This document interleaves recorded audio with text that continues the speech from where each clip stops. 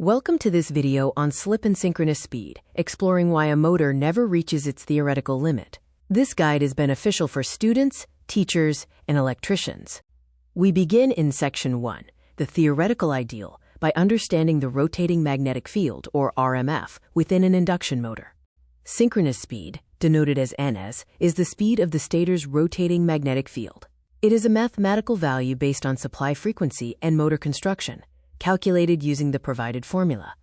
The formula for Ns includes three main variables: frequency F, measured in hertz, poles, P, the number of magnetic poles, and the constant, 120, derived from seconds in a minute and the physical pole relationship. The never-ending chase refers to the relationship between the stator and rotor magnetic fields. For torque to be created, the rotor must spin slower than the magnetic field. Slip is the relative difference between synchronous speed, Ns, and the actual rotor speed, Nr. The typical full-load slip for an induction motor is between 2% and 5%.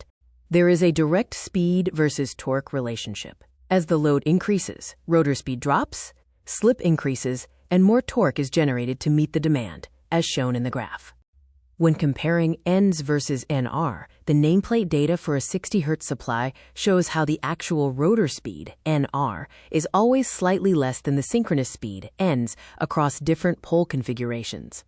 Nr cannot equal Ns, because if they are equal, there is no relative motion. This results in zero induced voltage, loss of rotor current, and zero torque output, causing the motor to stop producing turning force.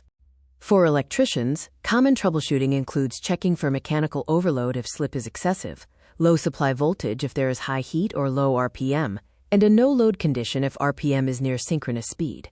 Rapid speed fluctuations may indicate harmonics or VFD issues.